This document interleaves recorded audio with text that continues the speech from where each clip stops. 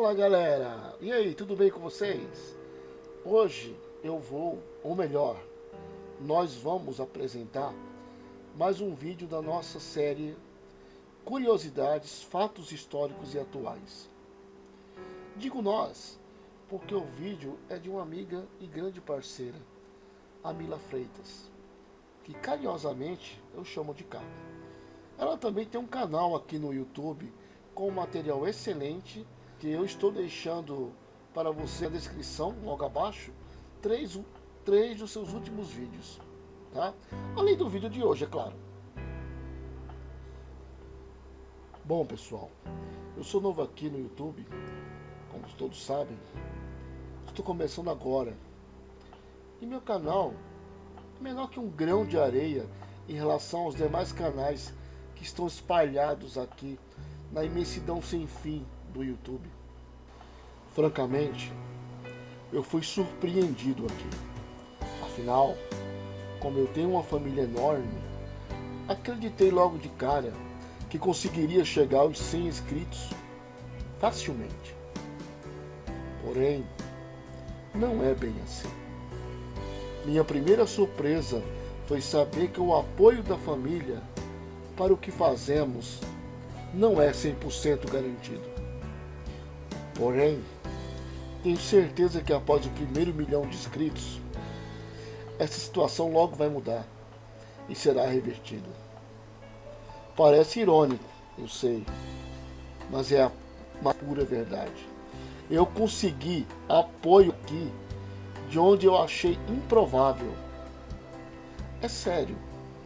Eu esperava um ambiente fechado, cobras comendo cobras e todos contra todos.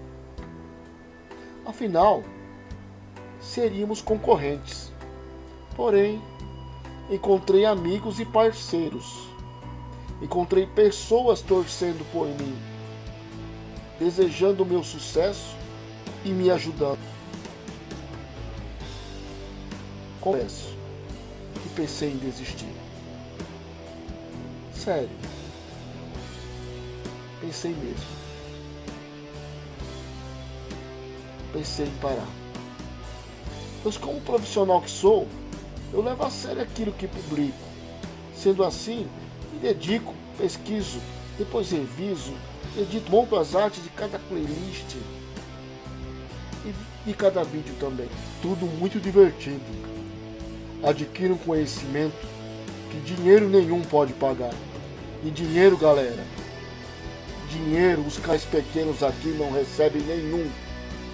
Como eu estava dizendo, muito trabalho e nosso maior pagamento é o feedback que recebemos de vocês. É a satisfação de ter feito um trabalho bem feito. É aquele like, os comentários, a alegria de cada novo inscrito. Nosso maior pagamento, galera, é saber que fizemos o nosso melhor. Pois o financeiro é zero. E quando percebemos que apesar de tudo temos, nem mesmo esse retorno nós temos, eu fiquei desapontado e questionei se meu trabalho realmente é bom o suficiente para ter esse retorno esperado. E então, verdade, sim, eu pensei em parar.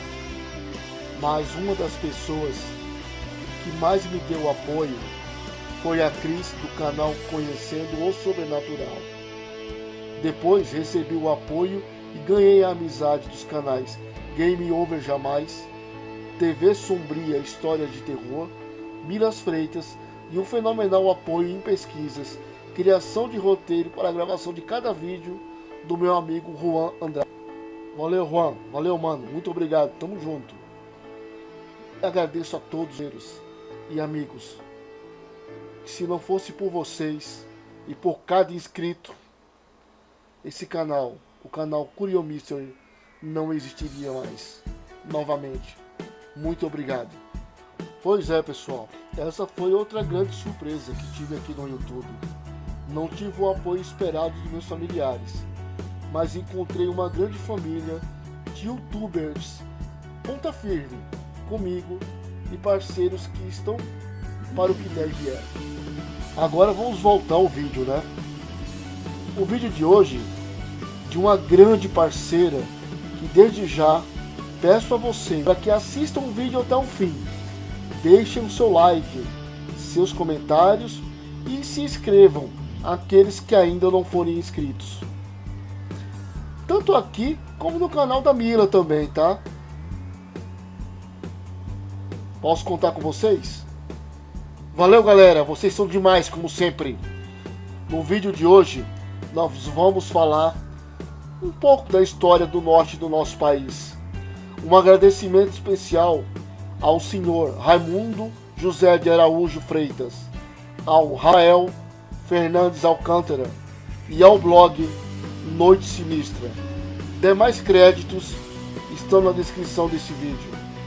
Bom, galera, agora eu vou passar a bola para a minha amiga e parceira para que ela apresente seu vídeo e seu ótimo trabalho a respeito da Estrada de Ferro Madeira Mamoré.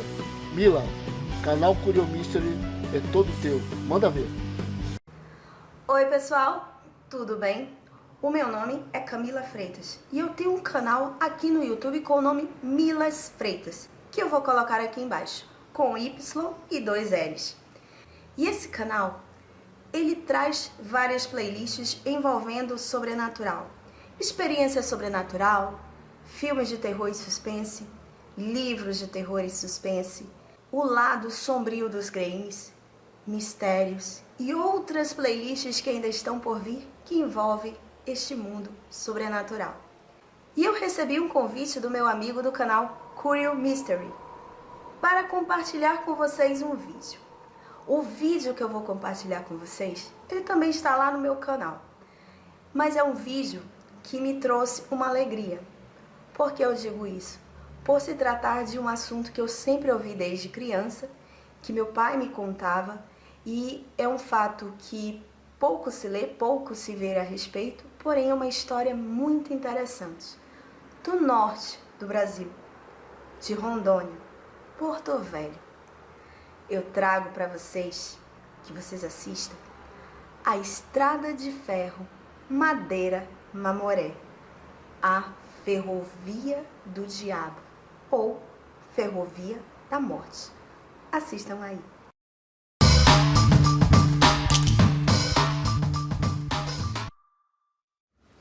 Oi pessoal, tudo bem? Hoje eu trago para vocês o próximo mistério do canal. E no caso, o mistério escolhido é sobre a Estrada de Ferro Madeira Mamoré. Vocês por acaso já ouviram falar da Ferrovia do Diabo? Ferrovia da Morte? As duas são a Estrada de Ferro Madeira Mamoré.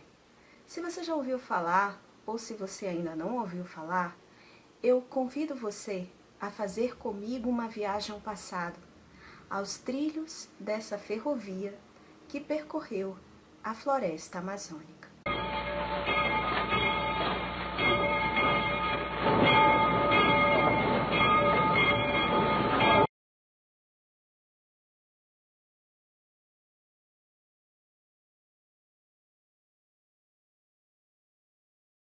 A Estrada de Ferro Madeira Mamoré, ela está localizada às margens dos rios Madeira e Mamoré, dois rios que deram nome, por isso o nome da estrada, Estrada de Ferro Madeira, Rio Madeira, Mamoré, Rio Mamoré. E outra coisa que podemos dizer a respeito da Estrada de Ferro Madeira Mamoré é que ela teve uma trajetória épica. Por que eu digo isso? É porque no início de 1870 a 1912, que foi o período de sua construção, aconteceram muitas coisas e muitos acontecimentos, como por exemplo a interrupção de sua construção por 3 vezes e também inúmeras mortes. Daí o nome Ferrovia da Morte, Ferrovia do Diabo também. Então, agora vamos entrar na história, o porquê da construção dessa ferrovia.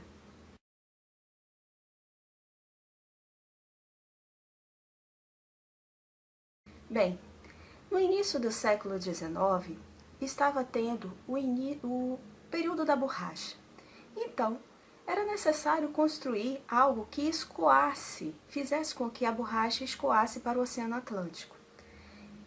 A Bolívia, no período de 1846, teve uma ideia.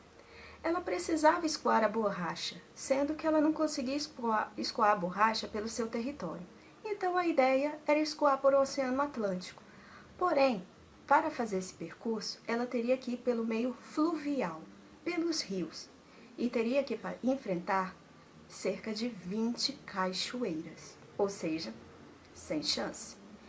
Em contrapartida, o Brasil, ele queria ter uma nova rota para o estado do Mato Grosso, porque antes era só por meio da Bacia do Prata, ou seja, pelo Rio Paraguai. Verificando a concordância entre esses dois países e a necessidade de uma construção de uma ferrovia que ajudaria tanto a Bolívia quanto o Brasil, iniciou-se a construção da ferrovia Madeira-Mamoré.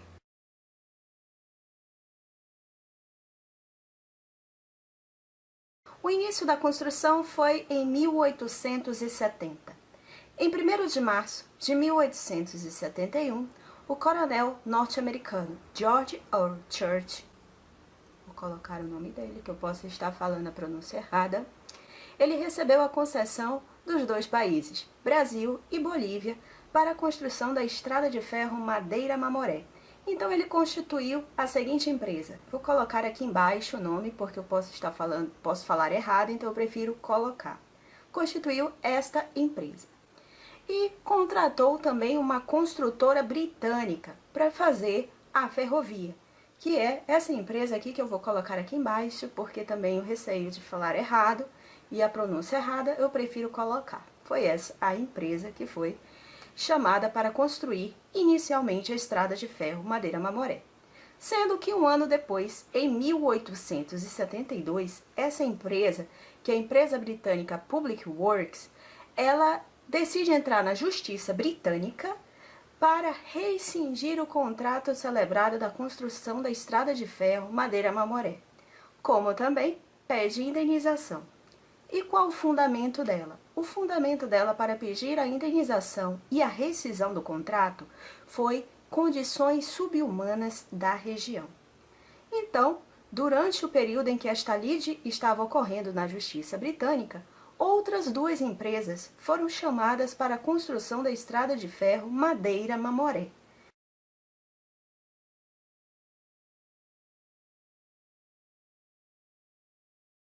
Nesse caso, foi chamada uma empreiteira norte-americana, já que a britânica estava em lide, né? Então foi chamada esta empresa aqui, norte-americana, que assinou um contrato em 17 de setembro de 1873, cujo objetivo era construir 15 quilômetros de ferrovia, sendo que, após a primeira morte, toda a comitiva voltou de volta para os Estados Unidos.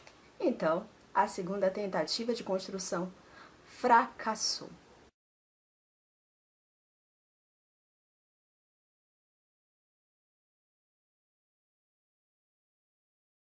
Em 19 de fevereiro de 1878, é chamada a outra empreiteira norte-americana, cujo nome irei colocar aqui embaixo. E ela veio com cerca de 700 toneladas de carga, ou seja, para construir a ferrovia.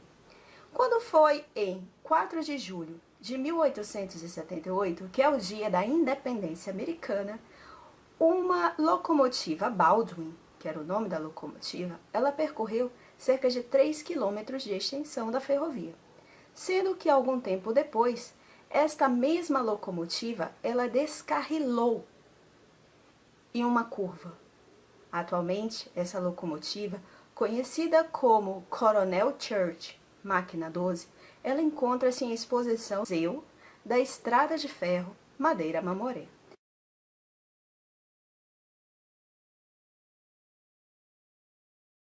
Em maio de 1879, essa empresa norte-americana, ela já tinha feito o seguinte, que eu vou mostrar aí para vocês. 108 quilômetros de projeto definitivo locado, 40 quilômetros de faixa desmatada, 11 quilômetros de terraplanagem prontos, 9 pontilhões de madeira medindo 443 metros no total, porém, nenhum quilômetro de ferrovia.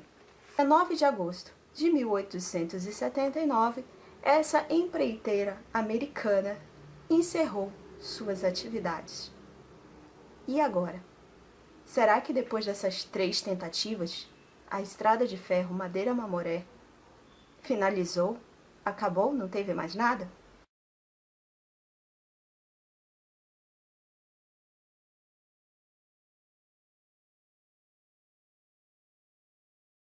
Em 1883, o Brasil retomou o interesse em construir a ferrovia. Por quê? Ele tinha interesse no atual estado do Acre, que antes pertencia à Bolívia. E a Bolívia ainda tinha interesse na ferrovia. Então, o acordo era do Brasil construir a ferrovia e a Bolívia entregar o atual estado do Acre ao Brasil. Então, isso foi feito. Foi aberta uma concorrência pública e quem ganhou foi o engenheiro Joaquim Catrambi, que eu vou colocar o nome aqui embaixo. Sendo que ele vendeu o contrato ao mega empresário norte-americano Percival Farquhar, que eu vou colocar o nome aqui embaixo e vou mostrar para vocês uma foto dele. Olha aí.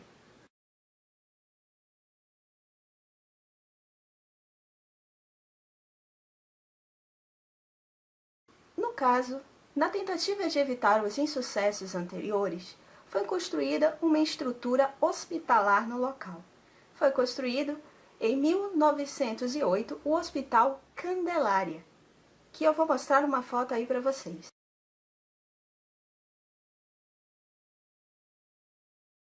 Esse hospital, ele foi referência em doença tropical na região.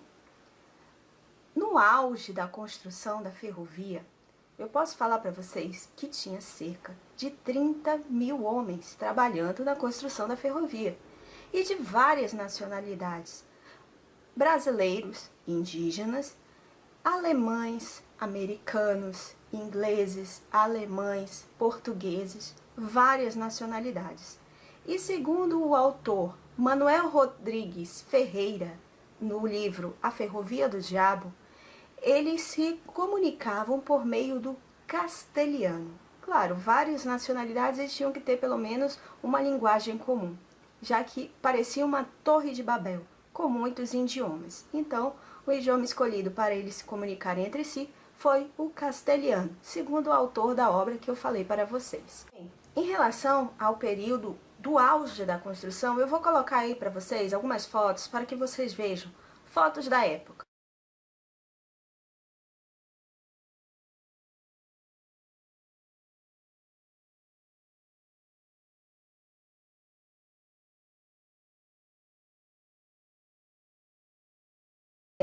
Agora vamos começar ao declínio. Após o auge, o declínio da construção da ferrovia.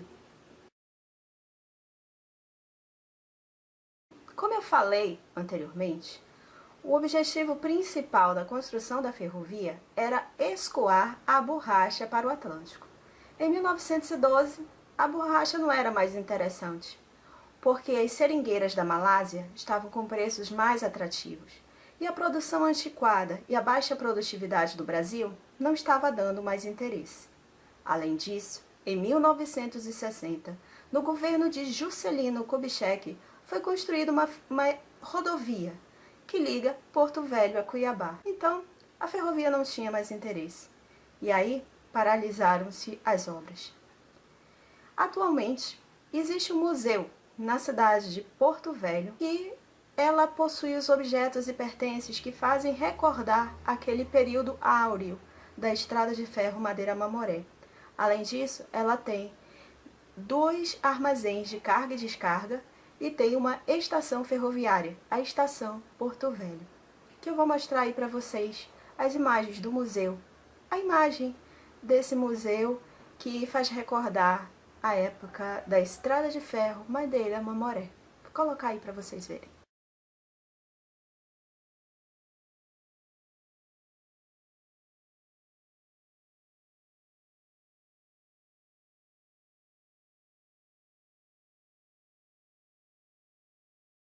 Agora, eu trarei para vocês algumas curiosidades acerca da Estrada de Ferro Madeira-Mamoré.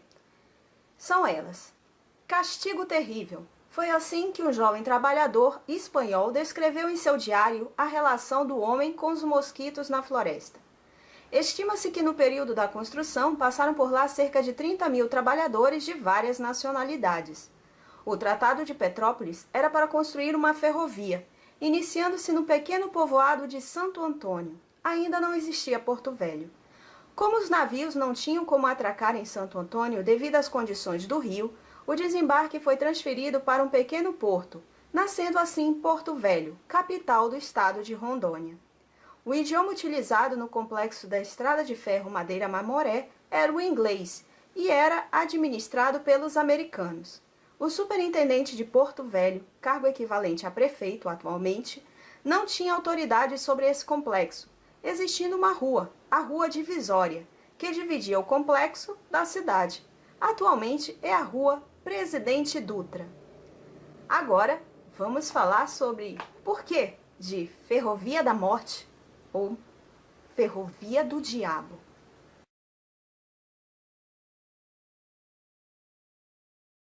Ferrovia da Morte, Ferrovia do Diabo.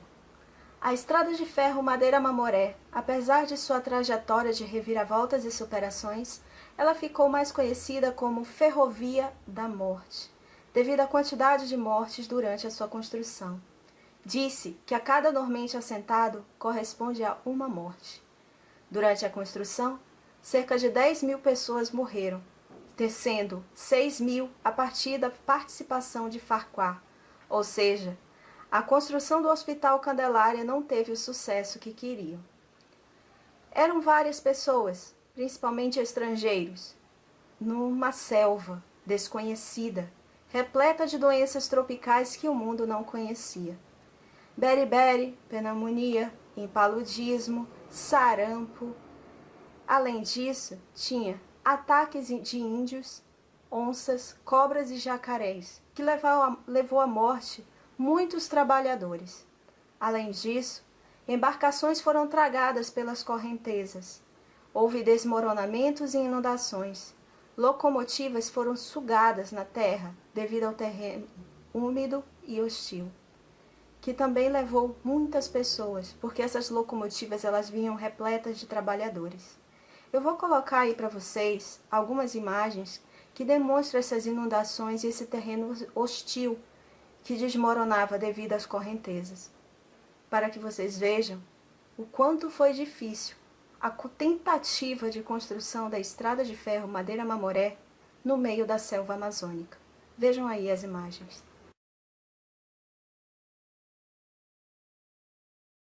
Trem fantasma.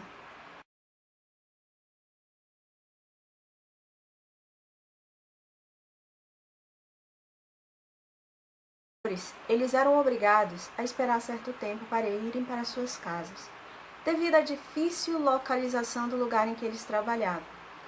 Eles precisavam, às vezes, esperar meses. Alguns morreram esperando. Outros, durante o caminho de volta, morreram quando as locomotivas foram tragadas pela correnteza, como eu já falei para vocês anteriormente, devido ao terreno úmido e hostil. Diz-se atualmente que pessoas escutam o apito do trem e veem a luz. Outras dizem ouvir gemidos, vozes de lamento, pedindo para voltar para suas casas. Há quem diga também que já viu pessoas com roupas antigas e sujas, entrando no trem parado com a cabeça baixa e chorando. Há também quem diga que já viu pessoas não querendo entrar no trem, porém, mãos esbranquiçadas os puxam para dentro. Eu vou trazer para vocês um relato que eu li no blog Noite Sinistra, e ele diz o seguinte: eu vi o trem fantasma, eu vi, no quilômetro 5,5 da Estrada de Ferro, uma noite, tipo assim, 7 horas da noite. Garante Jesuá Johnson. A imagem nítida do trem não dava para ver porque era uma escuridão total, mas o farol bem próximo ao ponto da gente temer assim pela segurança. Bem, em relação à ferrovia em si, atualmente, tanto seus trilhos quanto algumas locomotivas, elas se encontram tomadas pelo mato. E essas locomotivas, obviamente, elas não andam mais nesses trilhos. Porém, durante a noite, a Maria Fumaça, ela continua ainda percorrendo e pegando seus trabalhadores numa viagem infinita em meio à floresta amazônica.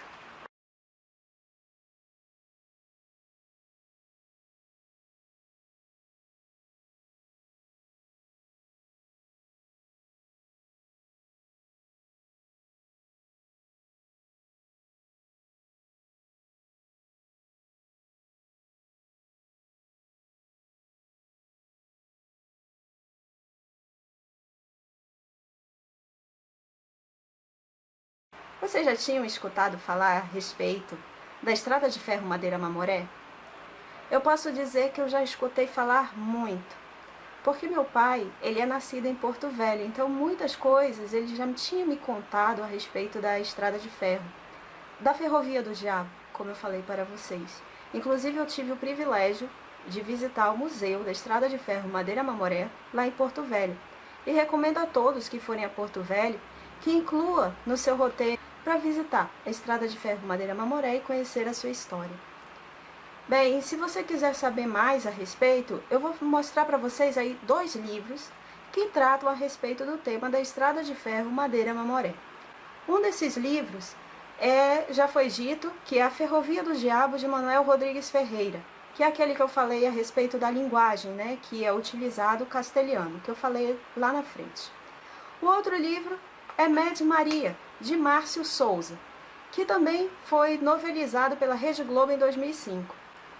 Essa novela Med Maria, eu vou colocar aqui embaixo o link na descrição, que mostra a abertura da novela, cujo pano de fundo foi a construção da Estrada de Ferro Madeira Mamoré e foi uma novelização do livro de Márcio Souza, de mesmo nome, Med Maria. Destaco ainda que a Estrada de Ferro Madeira Mamoré, ela foi enredo da Escola de Samba Grande Rio no ano de 1997, cujo nome era Madeira Mamoré, a volta dos que não foram lá no Guaporé. Vou colocar aqui embaixo o link com a música, com o enredo da Grande Rio, para vocês escutarem, porque o enredo ele narra um pouco a história da Estrada de Ferro Madeira Mamoré. Bem, terminamos mais um vídeo de mistério. E eu gostaria agora de deixar os meus agradecimentos às pessoas que contribuíram para com que essa pesquisa fosse feita.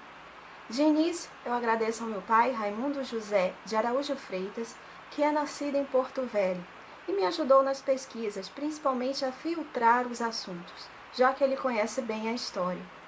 E também me permitiu que eu colocasse trechos do poema que ele já escreveu já há algum tempo, que relatam muito bem a história da Estrada de Ferro Madeira Mamoré, bem como o sentimento das pessoas de Rondônia acerca dessa ferrovia.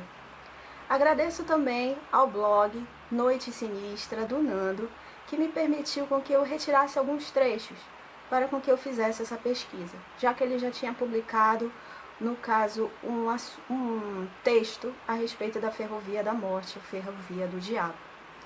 Destaco também um agradecimento ao colega de trabalho, Rafael Fernandes Alcântara, que me ajudou com algumas informações acerca da Ferrovia da Morte. Muito obrigado, pessoal! E aproveito o ensejo, se você gostou desse mistério que eu trouxe para vocês, que eu acredito que muitos desconheciam a história, dá um like para ajudar o canal. Se você quiser também, você pode compartilhar esse vídeo, porque você ajuda o canal. Se você quiser, você pode se inscrever aqui embaixo, porque vão vir outros mistérios por aí, além das outras playlists que já existem, uma de livros, uma de filmes e também outras de experiência sobrenatural. Então, pessoal, muito obrigado por assistir, beijo e até o próximo mistério.